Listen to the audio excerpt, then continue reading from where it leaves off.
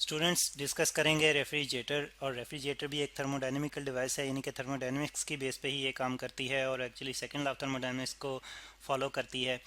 और जैसा कि हीट इंजन फॉलो करता है। और अगर हम इसको डिफ़ाइन करना चाहें रेफ्रिजरेटर को, तो इसकी इसकी परफॉर्मेंस यानी कि इसकी एक्चुअल जो वर्किंग है उसी की बेस पर हम इसको डिफ़ाइन करते हैं। और यहाँ पे फिर इसकी डेफिनेशन अगर हम लिखना चाहें सादा अल्फाज में, तो हम कहते हैं कि इट टेक्स हीट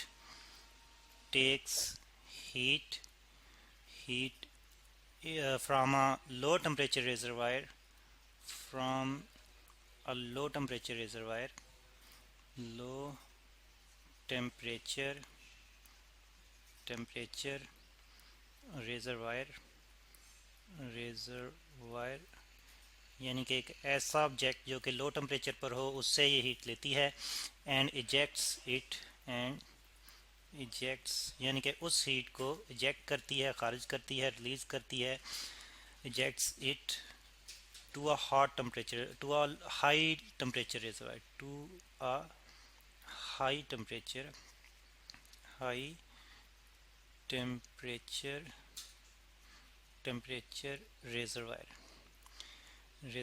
और ऐसा करने के लिए इसे जो है वो वर्क करना पड़ता है। reservoir with the expenditure of with the expenditure expenditure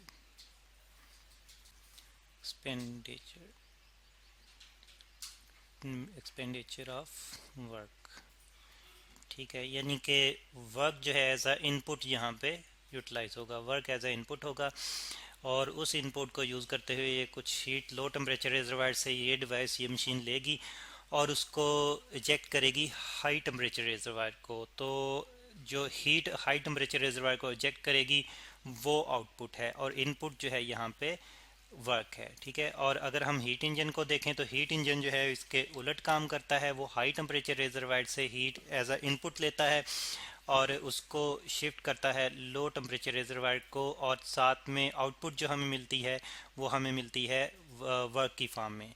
अच्छा, जो हाई टेम्परेचर रिजर्वायर है उसका टेम्परेचर यहाँ पे हम T1 से रिप्रेजेंट कर देते हैं, और जो लो टेम्परेचर रिजर्वायर है उसका भी टेम्परेचर हम रिप्रेजेंट करते हैं, उसको रिप्रेजेंट करते हैं T2 से। ठीक है, लो टेम्परेचर रिजर्वायर जो है इसका टेम्परेचर T2 से रिप्रेजेंट कर देते हैं। और यहाँ पे हम डिफाइन करते हैं कि हाई टेम्परेचर रिजर्वायर यानी कि इसका टेम्परेचर ज़्यादा है, यानी कि T1 जो है ग्रेटर है, और लो टेम्परेचर रिजर्वायर का टेम्परेचर कम है, यानी कि T2 जो है वो कम है T1 से। तो फिर स्टूडेंट्स हम ये भी जानते हैं कि हीट जो है वो डायरेक्टली रिलेटेड है टेम्परेचर से। तो इसका मतलब ये होगा कि जो हीट हाई टेम्परेचर रिजर्वायर को शिफ्ट होगी, उसको हम Q1 से रिप्रेजेंट कर देते हैं, वो ग्रेटर होगी अमाउंट में उस हीट से जो कि हम लो टेम्परेचर रिजर्वायर से ले रहे हैं Q2। ठीक है, तो अब Q1 Q2 से ज़्यादा कैसे होगी? तो हम जानते हैं कि सिस्टम को यानी कि रेफ्रिजरेटर को वर्क भी करना पड़ रहा है। तो इस तरह से एक्चुअली Q1 जो कि हमारी आउटपुट है ये बराबर होगी इनपुट प्लस जो एनर्जी वो एक्सट्रैक्ट करेगा Q2। ठीक है, तो इस तरह से जो वर्क होगा वो भी ultimately in the form of energy और हीट एनर्जी की फॉर्म में ही जो है वो इजेक्ट होगा। यानी कि सिस्टम ने जो वर्क किया है Q2 हीट रिजेक्ट करने के लिए, वो भी अल्टीमेटली हीट में कन्वर्ट होकर जो है वो हाई टेम्परेचर रिजर्वायर को शिफ्ट हो जाएगा। ठीक है, अगर हम इसको स्कीमेटिकली रिप्रेजेंट करना चाहें यानी कि डायग्राम की मदद से रिप्रेजेंट करना चाहें कि किस तरह से जो है ये सारा का सारा प्रोसेस जो है वो होगा, तो यहाँ पे हम जो है वो अपने रिजर्वायर जो है वो पहले रिप्रेजेंट करते हैं। ठीक है, ये एक हाई टेम्परेचर रिजर्वायर बना लेते हैं, हाई टेम्परेचर रिजर्वायर।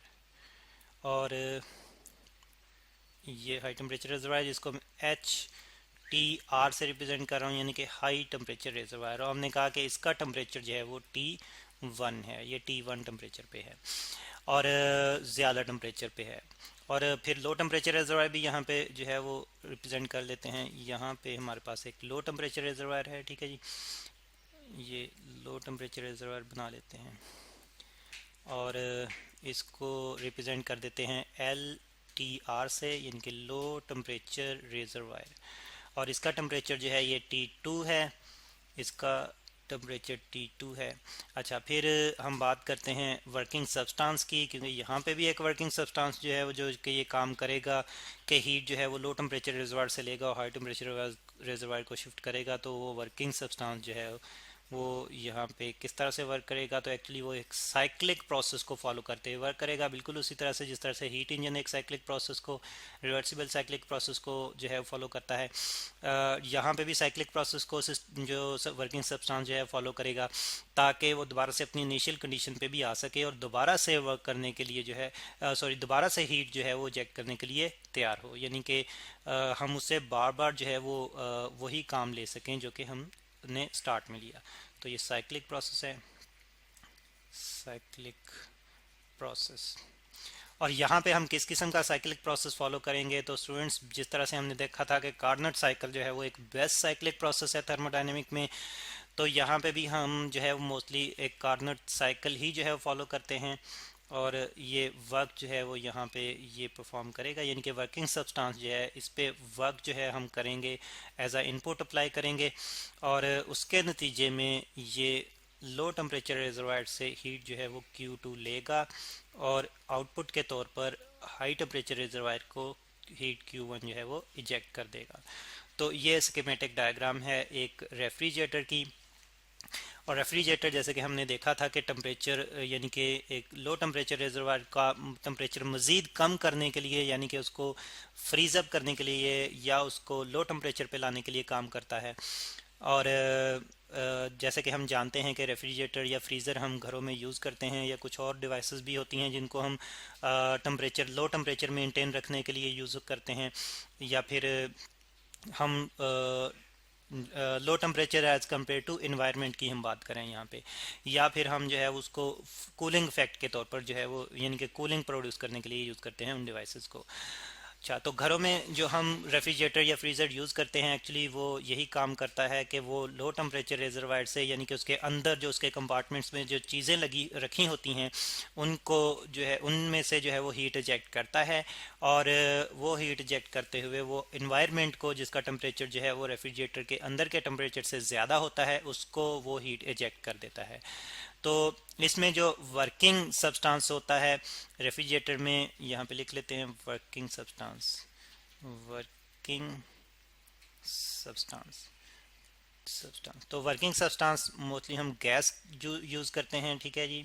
रेफ्रिजरेटर में गैस जो है वर्किंग सब्सटेंस के तौर पर यूज़ करते हैं। तो कंप्रेसर जो है इसको वर्क देता है एज अ इनपुट इस वर्किंग सब्सटेंस को। कंप्रेसर ये एक डिवाइस होती है रेफ्रिजरेटर के अंदर ही, उसका एक कंपोनेंट होता है जो कि गैस को वर्क प्रोवाइड करता है और एक्चुअली ये गैस को कंप्रेस करता है, यानी कि उसका प्रेशर जो है वो बढ़ाता है। और जब ये प्रेशर बढ़ता है तो गैस जो है उसको पुश किया जाता है कंप्रेसर की मोटर के थ्रू ट्यूब्स में, और उन ट्यूब्स में जैसे ही गैस जो है विंटर होती है तो उसका वहाँ पे जो है वो वॉल्यूम काफ़ी ज़्यादा होता है। वॉल्यूम काफ़ी ज़्यादा होने की वजह से गैस का प्रेशर जो है वो सडनली डिक्रीज़ हो जाता है।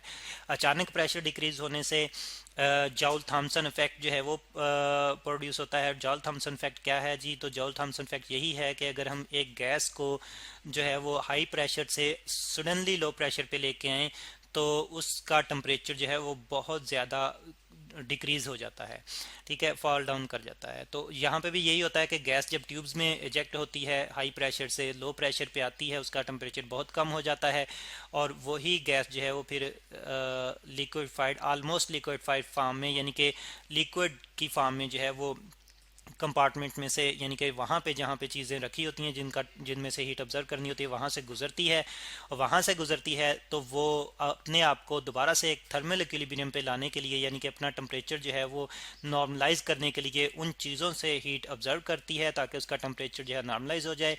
तो वो हीट जो ऑब्जर्व करती है वही हीट वो लेते हुए दोबारा से जो है वो ट्यूब्स में जाती है, और जो फर्दर नेक्स्ट ट्यूब जो होती हैं वो रेफ्रिजरेटर की बॉडी में जो है वो होती हैं, इनके रेफ्रिजरेटर की एक्सटर्नल बॉडी के साथ कनेक्टेड होती हैं, और फिर एक्सटर्नल बॉडी को जो के थ्रू जो है वो हीट जो है वो इजेक्ट हो जाती है इन्वायरमेंट यानी कि एयर को, जो कि अंदर के जिसका टेम्परेचर अंदर के टेम्परेचर से ज़्यादा होता है। तो इस तरह से हम लो टेम्परेचर रिजर्वायर से हीट लेते हुए हाई टेम्परेचर रिजर्वायर को हीट जो है वो शिफ्ट करते हैं, बिल्कुल उलट काम करते हैं हीट इंजन के।